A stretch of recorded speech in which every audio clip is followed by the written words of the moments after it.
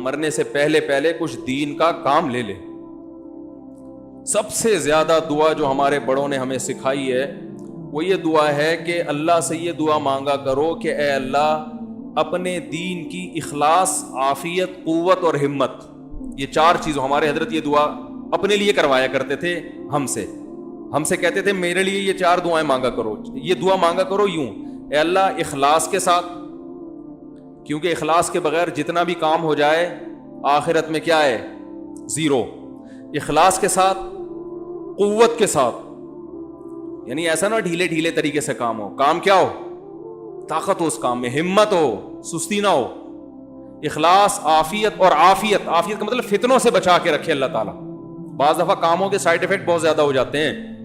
تو اخلاص، عافیت، قوت، ہمت کے ساتھ اللہ دین کا بہت زیادہ کام لے لے. پہلے ایک شاگرد نے حضرت کو کہا میں اپنے لیے دعا مانگتا ہوں اے اللہ مجھ سے دین کا سب سے زیادہ کام لے. تو حضرت نے فرمایا یہ آپ اپنے لیے دعا مانگ رہے ہو، دوسروں کے لیے بد دعا. یعنی دوسرے علماء آپ سے کم کام لیں، ٹھیک ہے نا؟ تو الفاظ یہ مناسب نہیں ہے. تو یوں دعا مانگا کرو کہ اللہ اخلاص، عافیت، قوت، ہمت کے ساتھ دین کا بہت زیادہ کام لے لے. سمجھ میں نہیں آ رہی میرے خیال ہے بات؟ تو سب سے زیادہ کے بجائے کیا کہنا چاہیے؟ بہت زیادہ کام لے لے. اور ایسا کام لے، پھر اگلی دعا کے الفاظ کیا ہیں کہ ان کاموں کو میرے لیے، میرے والدین کے لیے، میرے اکابر اور اساتذہ کے لیے، قیامت تک کے لیے صدقہ جاریہ بنا دی. یعنی کام ایسا ہو کہ اس کا اثر قیامت تک جاری رہے. جیسے ہمارے شیخ مفتی رشید احمد صاحب کے لیے ہم یہ دعا ان کی زندگی بھی مانگا کرتے تھے اب بھی. تو انہوں نے ایسے کام چھوڑے، ایسے بندے تیار کیے اور ایسے ادارے کہ ہمیں اللہ کی رحمت سے امید ہے کہ وہ ادارے قیامت تک افراد پیدا کرتے رہیں گے جو ہمارے شیخ کے لیے صدقہ جاریہ بنے گا، حضرت کے والدین کے لیے بھی، کیونکہ حضرت کو مدرسے میں ڈالنے والے، تربیت کرنے والے ان کے والدین تھے نا. تو یہ جو پودا لگایا یہ تو والدین نے لگایا نا. اور حضرت کے اساتذہ جنہوں نے ان پر محنت کر کے ان کو حضرت بنایا، تو ان سب کا حصہ ہے نا اس میں. تو ہم تو دیکھتے ہیں کہ حضرت کے حق میں یہ دعا الحمدللہ قبول ہوتی ہوئی نظر آ رہی ہے. تو ہم اپنے لیے بھی اور آپ سے بھی کہتے ہیں بھائی کوئی بھی عمرہ کرنے جاتا ہے، حج کرنے جاتا ہے، مفتی صاحب آپ کے لیے کیا دعا کروں؟ میں کہتا ہوں وہ 4 شادیاں ہوتی ہیں، مذاق کر رہا ہوتا ہوں کہ میری 4تھی شادی دنیا کی سب سے بڑی تمنا ہے. وہ مذاق ہے، اس پہ بھی لوگوں نے کلپ بنا کے نا اس کا بھی مذاق بنا لیا. تمنا تو ہے، وہ تو اتنا بھی مذاق نہیں ہے کہ اس کی کوئی ویلیو نہیں ہے، ایسا نہ آپ سیریس ہو جائیں. تو لیکن وہ کوئی اتنا اہم مسئلہ نہیں ہے. اصل مسئلہ میرا جو جو کوئی حج پہ جاتا ہے، عمرے پہ جاتا ہے، مفتی صاحب دعا کریں، دعا کیا کرنی ہے آپ کے لیے؟ تو میں اسے ایک دعا کا کہتا ہوں بھائی میرے لیے دعا کرو، اللہ مجھ سے اخلاص کے ساتھ، عافیت، قوت اور ہمت کے ساتھ اپنی مرضی کے مطابق، یہ میں کہنا بھول گیا تھا، دین کا خوب کام لے لے اور اس کام کو میرے لیے، میرے والدین کے لیے اور میرے جو مشائخ اور اساتذہ ہیں ان کے لیے اللہ قیامت تک کے لیے اسے صدقہ جاری. یہ اگر دعا قبول ہو گئی تو ہٹو بچوں ہو گیا کام. تو کیا ہو گیا بھائی؟ ہماری زندگی کا مقصد کیا ہو گیا؟ حاصل ہو گیا. اور یہ دعا قبول نہیں ہوئی تو بھائی پیسہ تو زرداری سے زیادہ ہم کما نہیں سکتے. کیا خیال ہے؟ حکومت زرداری سے بہتر ہماری 5 سال ایسے صدر بنے حضرت کہ کوئی خطرہ نہیں تھا، ورنہ جو بھی بنا ہے دوسرے نے ٹانگیں کھینچنے کی کوشش کی. 5 سال پاکستان کے پہلے کامیاب صدر اور شاید آخری بھی ہوں. کیا خیال ہے؟ اللہ نے پیسہ بھی دیا اور اللہ نے حکومت بھی ٹائٹ دی. چلو زرداری صاحب کو چھوڑو، آپ آ جاؤ قارون کی طرف. قارون سے زیادہ ہم پیسہ نہیں کما سکتے، فرعون سے طاقتور حکومت ہم بنا نہیں سکتے. تو آپ میرے لیے اگر دعا مانگ لیں گے اللہ مفتی صاحب کو اتنا پیسہ جتنا قارون کو ملا، تو قارون ہنسے گا بھائی میں نے کیا کر لیا اس پیسے سے، میں مر گیا. تم بھی کیا ہوگا مفتی صاحب؟ پتلی گلی سے نکل لو گے، ٹھیک ہے نا؟ تو قارون کو نہ ہنسائیں. اور اگر ہم آپ سے یہ کہیں یار دعا کرو مفتی صاحب کہ مفتی صاحب کو ایسی حکومت مل جائے، لوگ کہتے ہیں نا مفتی صاحب آپ کا یہ فائدہ ہوا تو کیا چاہیے؟ میں کہتا ہوں وہ دعا چاہیے. اب میں دعا کے بولوں یار ایسی دعا کرو کہ فرعون جیسی حکومت مل جائے، اتنی پاورفل، تو فرعون ہنسے گا ابے مجھے مل گئی، وہ حکومت ہی میرے گلے پڑ گئی تھی، نہ ملتی تو شاید جنت میں چلا جاتا. تو بھائی نہ حکومت مقصد ہے نہ دولت، مقصد نہیں ہونا چاہیے. یہ میں اس لیے بتا رہا ہوں آپ یہ جذبہ پیدا کریں اپنے اندر، اپنے لیے بھی دعا مانگا کریں اور اپنی اولادوں کو بھی اس راستے پہ ڈالیں. بیٹا دین کا کام اگر تم سے اللہ نے دین کا کام لے لیا تو کامیاب ہو, نہیں لیا بھاڑ میں جائے یہ دولت, بھاڑ میں جائے یہ. تھوڑا سا آج اسٹائل ہمارا چینج ہے, وہ اس آدمی پہ غصہ آ گیا نا, مٹھائی کے ڈبے کے پیسے مانگ رہا تھا, اس کی وجہ سے اب میرا پورا اسٹائل ہی چینج ہو گیا ہے. بھائی اس کا رشتہ تو نہیں کرایا مٹھائی کے ڈبے والا, وہ بیٹھے ہوئے عارف صاحب, ان کو رشتوں کا کام دیا ہوا ہے, فرشتے جیسے ہیں یہ, رشتوں کا کام ان کو اسی لیے دیا. یہ میرے بچپن کے دوست ہیں, لنگوٹی یار, اور میرے بہنوئی بھی ہیں, اور ہمارے یعنی 8ویں کلاس سے ہم ایک ہی ڈیسک پہ بیٹھے بیٹھے پڑھتے پڑھتے کالج, اور پھر وہ بہت, تو انہوں نے بتایا, وہ کہہ رہے ہیں مٹھائی کا ڈبہ, وہ کہہ رہے تم دو گی یا میں دوں گا, وہ خاتون سے کہہ رہا تھا. میں نے کہا یہ رشتہ ختم کروا بھائی, میں تجھے چھوڑوں گا نہیں اگر تو نے یہ شادی کروا دی. وہ مرے بیچارے, وہ ٹینشن میں آ جائے گی عورت بعد میں, پھر ہر دفعہ پوچھے گا بیگم ناشتے کے لیے 2 انڈے لے آؤں, اس دفعہ 2 انڈے میں لے کر آؤں یا آپ نے منگوانے, پھر وہ ہر دفعہ یہی ہوگا مصیبت. جب ذمہ داری نہیں اٹھا رہا تو بھائی تو کس کھیت تو کرنے کیا رہے تو ہاں. تو دیکھو یہ دعا مانگا کرو اللہ تعالیٰ سے, اے اللہ دین کا کام. دیکھو جو چیز سب سے قیمتی ہوتی ہے نا, وہ سب سے محبوب کو وہ چیز دی جاتی ہے نا. ارے آپ اگر گفٹ دینا چاہتے ہو تو سب سے قیمتی گفٹ اپنے سب سے محبوب دوست کو دو گے. تو یہ جو دنیا جب اللہ نے بنائی اور انسانوں کو بھیجنا شروع کیا, آدم علیہ السلام سے لے کے قیامت تک آخری جو انسان آئے گا, کسی کو اللہ نے حسن و جمال دیا, کسی کو اللہ نے صحت دی. قوم عاد اور قوم سمود کو صحتیں بڑی, کھجور کے تنوں جیسے تو ان کے قد ہوا کرتے تھے. کسی کو اللہ نے بے تحاشا دولت دے دی. لیکن اللہ کے جو سب سے محبوب لوگ ہوتے ہیں وہ پیغمبر ہوتے ہیں. پیغمبروں کو اللہ نے کہا آپ کو میں اپنا پیغام لوگوں تک پہنچانے کے لیے سلیکٹ کر رہا ہوں. آپ کی بیسک ذمہ داری کیا ہے؟ کیا آپ میرا پیغام لوگوں تک, بولو نا بھائی, پہنچائیں گے. اور اس میں آپ جو پیغام پہنچائیں گے اس میں پیغام پہنچانا بھی آپ کی ذمہ داری, اس پیغام پہنچا کے اس پہ موٹیویٹ کرنا کہ اس پیغام کو قبول کرنے کے لیے لوگ تیار ہو عملاً, یہ بھی کس کی ذمہ داری؟ بولو نا, آپ کی. یعنی ان کو تبھی نبی صلی اللہ علیہ وسلم نے فضائل بھی بتائے نا ہمیں اعمال کے, یتیم کی کفالت کا یہ ثواب, پیغام پہنچایا, یتیم کی کفالت پہ اللہ خوش ہوتا ہے. موٹیویٹ کیا مختلف طریقوں سے, خود یتیم کو پالا آپ صلی اللہ علیہ وسلم نے, بیوہ عورت سے نکاح کر کے یتیم بچے پالے. یہ کیا کر رہے ہیں؟ موٹیویٹ کر رہے ہیں, اور وعیدیں سنا رہے ہیں کہ یہ عذاب ہے اور یہ ثواب ہے. تو یعنی عمل پہ ابھارنا بھی پیغمبر کی ذمہ داری. اور تیسری ذمہ داری قانون بتانا کہ یہ حلال ہے اور یہ حرام. تو علماء کی 3 ہی ذمہ داریاں ہوتی ہیں. اللہ کا قانون بیسک تو 2 بنتی ہیں, اللہ کا قانون بتانا کہ یہ حلال ہے یہ حرام, اور اس قانون پہ کیا کرنا؟ موٹیویٹ کرنا. اس موٹیویشن میں جو اعتراضات ہیں اہل باطل کے, ان کے جوابات بھی آ گئے. جو اسلام پر اعتراضات ہوتے ہیں, مسائل پر اعتراض, وہ سب چیزیں. تو دیکھو جس کو یہ صفت حاصل ہو گئی نا, تو یہ اس سے بڑی خدا کی قسم کامیابی کوئی نہیں ہے, کیونکہ یہ کام اللہ پیغمبروں سے لیتا ہے, پیغمبروں سے. سمجھتے ہو کہ نہیں سمجھتے؟ تو اب کیا ہے کہ پیغمبروں سے اللہ کو محبت سب سے زیادہ, لہذا پیغمبروں میں قدر مشترک کیا ہے کہ اللہ کا پیغام پہنچائیں گے بھی اور اس پہ لوگوں کو کھڑا کرنے کی کوشش بھی کریں گے. صرف پہنچائیں گے نہیں, پہنچانا ہوتا نا تو ایسے پڑھ کے چلے جاتے, بھائی یہ بھی ہے یہ بھی ہے, قانون کی کتاب ہے یہ پڑھ لینا خود ہی جا کے. کو موٹیویٹ کرنا بھی. اب پیسہ یہ اللہ کی نظر میں اس کی ویلیو نہیں ہے, یہ کبھی دیا بھی جائے گا کبھی نہیں بھی.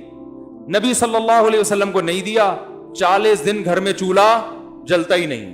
سلیمان علیہ السلام کو بے تحاشا دے دیا, اتنا دے دیا کہ اللہ نے اعلان کر دیا کہ سلیمان کو جتنی دولت ملی اور حکومت ملی, قیامت تک کسی کو نہ اتنی دولت ملے گی نہ ایسی حکومت. دونوں اللہ کے پیغمبر ہیں, ایک کو غربت میں رکھا جا رہا ہے اور ایک کو دولت میں. تو اس میں اللہ نے بتا دیا کہ میری نظر میں دولت اور حکومت یہ سیکنڈری ہے, یہ ثانوی چیز ہے, اصل چیز ہے مقصد کو فوکس کرنا. آپ صلی اللہ علیہ وسلم نے غربت میں اپنے مقصد کو پورا کیا, دعوت کا کام, اور سلیمان علیہ السلام نے دولت کے ہوتے ہوئے اپنے مقصد کو پورا کیا.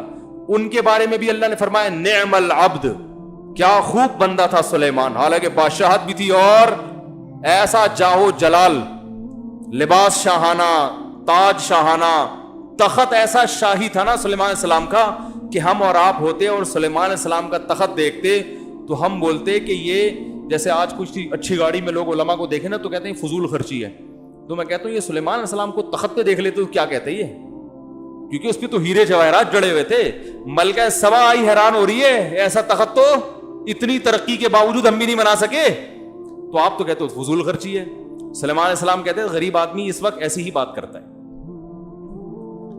سلیمان علیہ السلام کہتے ہیں یہ تم نہیں کہہ رہے، یہ کون کہہ رہا ہے؟ تمہاری غربت. ٹھیک ہے، پیسے نہیں ہے تو پھر ایسی باتیں ہی اچھی لگتی ہیں. پیسا ہے تو بھائی ہیرے جواہرات بھی ہوں گے، کیا خیال ہے بھائی؟ تو بھائی جس عالم کے پاس پیسہ ہے وہ لینڈ کروزر میں گھومے، آپ کو کیا تکلیف ہے؟ نہیں ہے تو رکشے میں جائے، چنچی میں جائے تو بھی کوئی اعتراض نہیں ہے. ہمارے نبی صلی اللہ علیہ وسلم نے گدھے پہ سواری فرمائی ہے. سلیمان علیہ السلام ہواؤں پہ، عالی شان تخت پہ، تو نہ وہ عمل برا نہ یہ عمل برا. ان کے پاس پیسہ تھا، انہوں نے عالی شان تختوں پہ سفر کیا. ہمارے نبی کو اللہ نے خود، آپ نے غربت مانگی، مجھے نہیں پیسہ چاہیے، مجھے غربت چاہیے، تو اللہ نے کہا ٹھیک ہے آپ کو. تو اللہ کی نظر میں اس کی ویلیو نہ غربت کی نہ دولت کی ویلیو نہیں. یہ تو سب ان سے بھی چھن گئی سلیمان علیہ السلام سے. کیا خیال ہے بھائی؟ اور ہمارے نبی اسی غربت میں دنیا سے چلے گئے. مقصد سلیمان علیہ السلام نے بھی پورا کیا جو آپ کو دیا تھا. وہ کیا تھا؟ رسالت، اللہ کا پیغام لوگوں تک پہنچانا. ایسا خاندانی طریقے سے پہنچایا نا سلیمان علیہ السلام نے، کیونکہ وسائل جب بہت زیادہ تھے نا تو دعوت کا اسٹائل ہی چینج ہو گیا تھا سلیمان علیہ السلام. دیکھو جب آپ کے پاس پاور زیادہ ہوتی ہے تو دعوت کا انداز اسی پاور کے حساب سے ہوتا ہے. بھائی ہمارے نبی صلی اللہ علیہ وسلم حکمت مصلحت سے چل رہے ہیں کیونکہ وسائل کم ہیں. صلح حدیبیہ میں آپ صلی اللہ علیہ وسلم غیر مسلموں کی شرائط تسلیم کر رہے ہیں کہ بھائی وسائل کم ہے، فی الحال جنگ کو کیا کرو؟ ٹالو. سلیمان علیہ السلام کو اللہ نے وسائل بہت زیادہ دیے. مقصد دونوں کا ایک ہے. یہ بتایا جا رہا ہے کہ ویژن چینج نہیں ہوگا، جو ویژن تک پہنچنے کے ذرائع ہیں وہ چینج ہو سکتے ہیں، وہ ہر زمانے میں چینج ہوں گے. صلح حدیبیہ میں اس لیے چینج تھے کہ بھائی مسلمان کمزور، کافر طاقتور. آپ نے کہا ابھی جنگ کو ٹالو. 1400 صحابہ موت پہ بیعت کر چکے ہیں، لیکن اگر یہ شہید ہو گئے تو میرے پاس لوگ کہاں ہوں گے ایسے مخلص؟ ان کی زندگی بچاؤ. تو بچانے کے لیے ان کی شرطیں مانی جا رہی ہیں.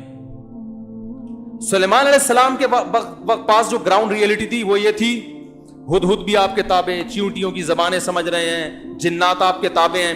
وہاں صلح حدیبیہ کی ضرورت بولو بھائی نہیں. انداز دیکھو سلیمان علیہ السلام کا. ملکہ یار یہ موضوع سیٹ کرے کہ مجھے مزہ بڑا آتا ہے قصہ، یہ واقعہ سنانے میں. سلیمان علیہ الصلوۃ والسلام نے ملکہ سبا کا پتہ چلا ایک پاورفل حکومت ہے، بڑی طاقتور، بہت طاقتور، لیکن ظاہر ہے سلیمان علیہ السلام سے زیادہ طاقتور نہیں تھی. سلیمان علیہ السلام کو ہدہد نے آگے بتایا کہ حضرت آپ کہہ رہے ہیں میں نے پوری دنیا میں اللہ کے دین کو غالب کر دیا ہے، ساری دنیا میں اسلامی حکومت قائم کر لی ہے، آپ کو پتہ ہی کوئی نہیں. ادھر ایک عورت ہے جو لوگوں پہ حکومت کر رہی ہے اور وہ سورج کو سجدہ کرتے ہیں. یہ ہدہد رپورٹ پیش کر رہا ہے اور ہدہد کو اعتراض ہو رہا ہے کہ اللہ کو چھوڑ کے کس پہ کو سجدہ کر رہے ہیں؟ سورج. اور اتنی بڑی آپ کی گورنمنٹ ہے، آپ کو پتہ ہی کوئی نہیں. سلیمان علیہ السلام حیران ہو گیا، بھائی یہ تو عجیب بات کر رہا ہے، ایسا ہے یا نہیں ہے پہلے تفتیش کرو. اب بولا کہ یہ خط لے کے جا. اب خط میں وسائل ہے نا، تو دعوت کا انداز وہی جو امریکہ کا انداز آج کل ہے. امریکہ نے جنرل مشرف کو فون کیا، بھائی ادھر جانا ہے یا ادھر کو آنا ہے، زیادہ ٹائم نہیں ہمارے پاس. یہی ہوا تھا نا جب ورلڈ ٹریڈ سینٹر کا حادثہ ہوا تھا تو ہمارے صدر تھے صدر مشرف صاحب. امریکہ نے کہا تھا ہم نے افغانستان پہ حملہ کرنا ہے، ہمارا ساتھ دو گے یا افغانستان کا ساتھ دو گے؟ تو پاورفل کنٹری ہے نا. اسٹائل کیا تھا؟ خود بھی نہیں آیا.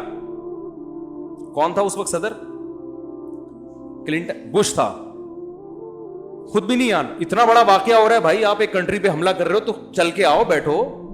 بھائی میں ہوتا میں کہتا سر آپ آئیں بیٹھیں چائے وائے پیئیں آرام سے بیٹھ کے. کیا فون پہ تھوڑی ہوتی ہیں باتیں؟ فون پہ تو رشتے نہیں ہوتے آج کل. آپ ایک ملک پہ حملہ کر رہے ہو اور آپ بول رہے ہو یار ہاں یا نہ میں جواب دو، کیونکہ پاور ہے نا. امریکہ کے پاس پاور ہے.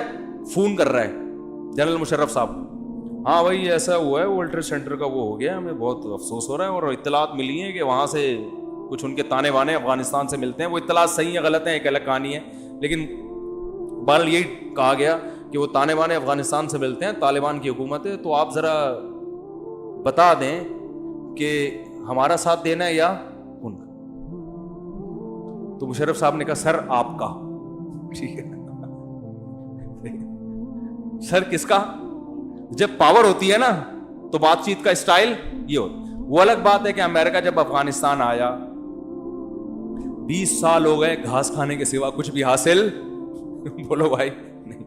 بڑے بڑے کنٹریز دب گئے امریکہ کے سامنے, مگر جس غریب ترین ملک کے بارے میں خیال تھا یہ منٹوں کا کھیل ہے, 20 سال میں بھی وہ ایسا حلق کا کانٹا بنائے کہ وہ امریکہ کہہ رہا ہے نکال بھی نہیں سکتا. اور اس وقت مجھے یاد ہے 20 سال پہلے ملا عمر نے کہا تھا کہ افغانستان جو بھی آتا ہے آتا اپنی مرضی سے ہے, جاتا ہماری مرضی.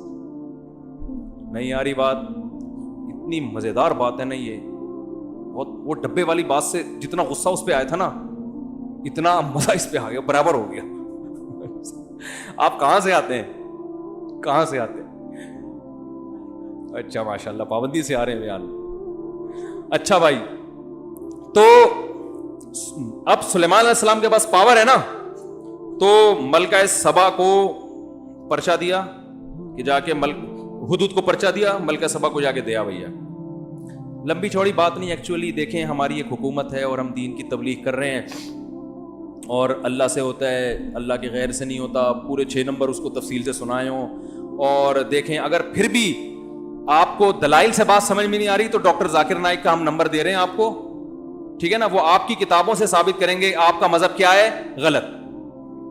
جو بھی اس زمانے کے ڈاکٹر ذاکر نائک, ہر دور میں ہوتے ہیں نا بھائی, ہر دور میں حق کا پرچار کرنے والے, مناظرہ کرنے والے ہوتے ہیں. تو اس دور کے جو بھی ڈاکٹر ذاکر نائک ہوں گے وہ حوالوں سے ثابت کریں گے کہ آپ کیا ہو غلط. سلمان علیہ السلام نے کہا اتنا ٹائم بولو بھائی نہیں. خط لکھا, قرآن نے اس خط کا تذکرہ کیا, بسم اللہ الرحمن الرحیم, شروع اللہ کے نام سے جو بڑا مہربان اور نہایت رحم کرنے والا. اس میں بتا دیا ہم کس کے ماننے والے ہیں, اللہ کے. بس اس میں اس لفظ میں خود ہی سمجھ جاؤ, مزید تشریح کی ضرورت نہیں. آگے اللہ تعالی علیہ, سرکشی مت کرو, واتونی مسلمین, بندی بن کے چلی آؤ تمیز سے, انسان بن کے شاباش آرام سے آؤ, تسلیم ہو جاؤ, حکومت چھوڑ دو, یہ آپ کا کام نہیں. سورج کی پرستش کر رہے ہو آپ لوگوں کو شرک پہ ڈالا ہوا ہے بھائی, یہ کون سا طریقہ ہے؟ انسان بن کے. باقی پھر انشاءاللہ بیٹھیں گے تو پھر ٹاک ہو جائے گی بھائی کیا ہے اب آئندہ کیا ہوگا, جزیہ لینا ہے یا ہو سکتا ہے اسی کو بادشاہ برقرار رکھا جائے. بھائی اس نافذ آپ نے یہ اسلام کرنا ہے, آپ نبی صلی اللہ علیہ وسلم نے بہت سے علاقے جو ہے نا غیر مسلموں کے حوالے کر دیے کہ بھئی تم مسلمان ہو جاتے ہو تو اپنے پاس ہی رکھو. حکومت مقصد تو نہیں ہے نا, مقصد تو نظام ہے نا. تو وہ پھر اگلی بات ہم میز پہ کریں گے, ہمارے تخت پہ بیٹھ کے بات ہوگی آپ سے کہ آئندہ لاہم, ابھی تو تمیز سے چلی آؤ. وہ ملکہ سبا حیران, یار اس اسٹائل میں تو آج تک ہم سے کسی نے یہ بات شروع کہاں سے ہوئی تھی, موضوع کہاں سے آیا ادھر, یہ میں کیا سمجھانے کے لیے یہ بات کر رہا تھا ہیں؟ ہاں میں کہہ رہا تھا کہ ہر پیغمبر کا کام دعوت تھا, انداز ہر ایک کا چینج, لیکن بیسک کام سب کا کیا تھا, دعوت. تو جس کو اللہ دعوت کے کام پہ لگا لینا, سمجھو سب سے قیمتی تحفہ اللہ نے اس کو دے دیا. یہ اصل موضوع تھا. اب میں اس کو مکمل کر دوں وہ پورا واقعہ. تو ملکہ سبا بنے گا, یار یہ تو انداز ہی ان کا الگ ہے, اس انداز میں اتنی پاورفل گورنمنٹ سے کوئی بات کرتا نہیں ہے. تو اس ملکہ سبا تھی ہوشیار, اس نے کہا یہ کوئی چھوٹا آدمی نہیں ہے, اس طرح سے بات کر رہا ہے, چھوٹا آدمی نہیں ہے. کیونکہ امریکہ سے کوئی اس طرح سے بات کر رہے ہیں, امریکہ بھی خود بولے گا بھائی یہ کوئی چھوٹا بندہ نہیں. اب وہ افغانی ہی بات کر رہے ہیں اس اسٹائل میں, باقی کسی میں دم نہیں ہے کہ اس اسٹائل میں بات کرے. تو یہ پگڑوان ہے امریکہ کی پولیس میں ہوتے ہیں. تو ملکہ سبا نے درباری جمع کی, اپنے جتنے مسٹنڈے تھے نا بڑے بڑے سب کو بلایا. کہنے لگی بھائی یا ایھا الملأ انی القی الی کتاب کریم, میرے پاس ایک لیٹر آیا ہے لیکن ہے بڑے عزت دار آدمی کا لگ رہا ہے, کوئی چھوٹا موٹا آدمی نہیں ہے. اور اس شروع ہو رہا ہے بسم اللہ الرحمن الرحیم سے, اللہ جو بڑا مہربان اور نہایت رحم کرنے والا. مضمون بڑا پاکیزہ ہے, خدا کی طرف دعوت دے رہا ہے. یعنی وہ گویا بزبان حال ذہین تھی نا, سمجھ گئی, بزبان حال وہ یہ کہہ رہا ہے مجھے حکومت کی لالچ نہیں ہے, میں کس کی طرف دعوت دے رہا ہوں, اللہ کی. صحیح ہے نا, نظریاتی حکومت ہے ہماری, وہ نہیں ہے کہ جس کی لاٹھی اس کی بھینس. یہ سب پیغام بسم اللہ میں چھپے ہوئے تھے جو ملکہ سبا سمجھ گئی.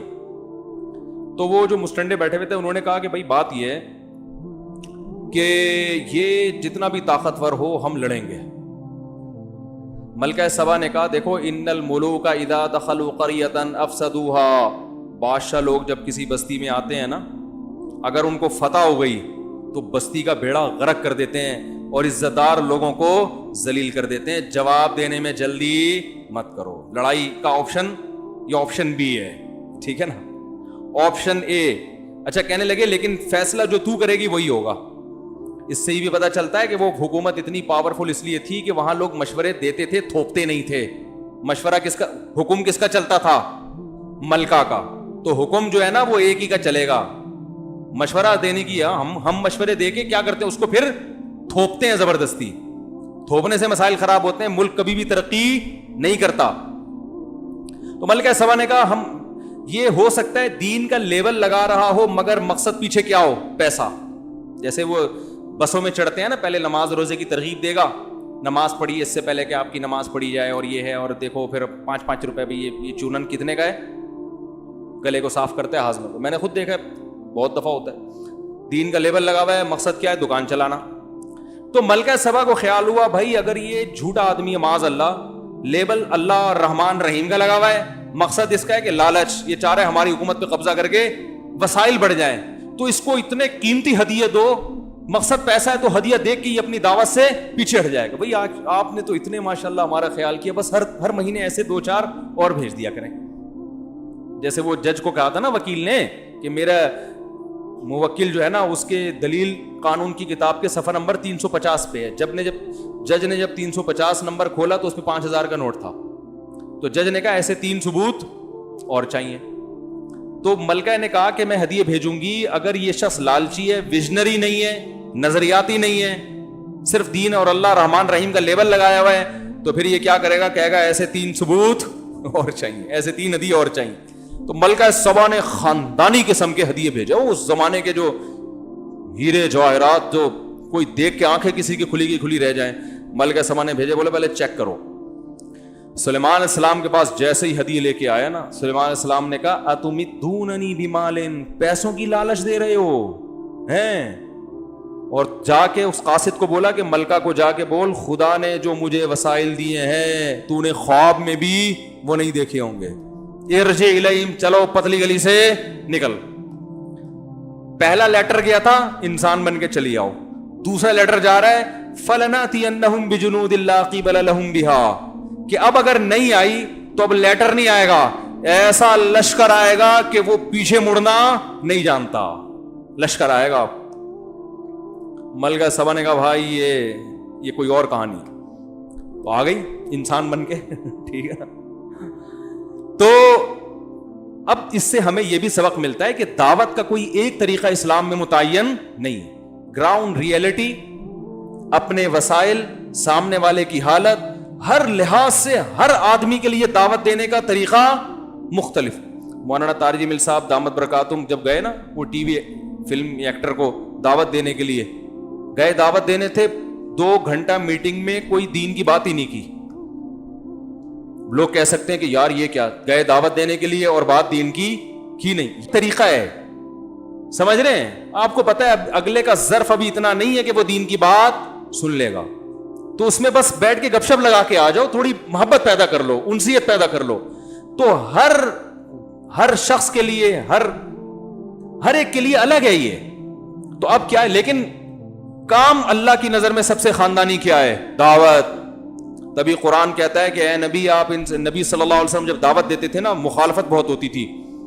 تو پہلے کبھی دھمکیاں دی قتل کی, پھر لالچ دی. ایک دفعہ تو لالچ دینے پہ یہاں تک آئے, کہنے لگے اے محمد صلی اللہ علیہ وسلم, اگر آپ چاہتے ہو کہ عرب کی خوبصورت ترین عورتوں سے آپ کا نکاح کرا دیں, ہم عرب کی خوبصورت ترین عورتوں سے آپ کا نکاح کرا دیں گے, آپ کے پاؤں میں سونے اور چاندی کے انبار لگا دیں گے, آپ اپنی دعوت سے باز آ جاؤ.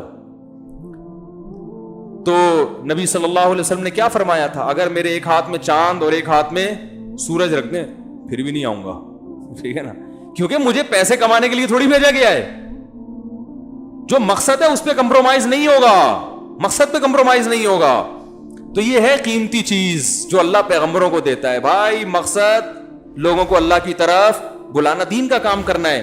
تو میں یہ جو اتنی تقریر کر رہا ہوں نا, یہ سمجھانے کے لیے کہ اس قیمتی چیز کو اللہ سے مانگا کریں کہ اللہ ہمیں بھی اس میں کچھ حصہ عطا فرما. دین کا کام لے لے. آپ سے اگر عمر گزر گئی ہے, اولاد کے لیے دعا کریں.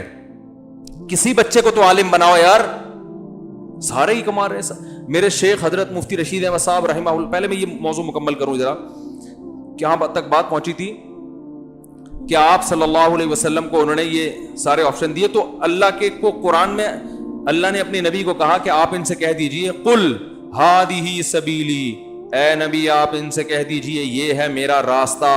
ادعو, وہ کیا ہے؟ قل ہادہ سبیلی ادعو الی اللہ, میں لوگوں کو اللہ کی طرف بلاتا ہوں, میرا کام یہی ہے. تو میرا تو بیسک کام ہی یہی ہے, تو میں اپنا کام ہی چھوڑ دوں گا تو پھر میرے آنے کا مقصد کیا؟ میرا کام پیسے کمانا نہیں ہے. عرب کی خوبصورت ترین عورتوں سے شادیاں کرنا, یہ سب کام ہے, ضمناً ہوں گے. نبی نے نکاح بھی کیے, ان میں خوبصورت سے بھی کیے, سرداروں کی بیٹیوں سے بھی کیے, بیوہ سے بھی کیے, کنواری سے بھی کیے. یہ اصل مقصد نہیں تھا, تو اس لیے ہم بھی کرتے ہیں, لیکن ہمارا اصل مقصد شادیاں نہیں ہے. سمجھ میں آ رہی؟ نہیں آ رہی سمجھ میں؟ لوگ سمجھ رہے ہیں وہ سب پیدا ہی دنیا میں شادیاں کرنے کے لیے ہوئے, تو یہ اصل نہیں ہے. اصل تو دین کا کام ہے بھائی. اللہ ہم سے وہ لے لے اور یہ جذبہ پیدا کر دے ہمارے اندر. باقی وہ بھی ہوتا رہے گا, آپ کے کہنے سے میں رکوں گا تھوڑی, وہ بھی ہوتا رہے گا, دوسرا والا کام. تو اب کیا ہے ہادہ سبیلی ادعو الی اللہ, کیا زبردست آیت ہے. اے نبی آپ ان سے کہہ دیجئے یہ ہے, ہادہ اشارہ کر کے یہ ہے میرا راستہ, واضح بتا رہا ہوں یہ سامنے.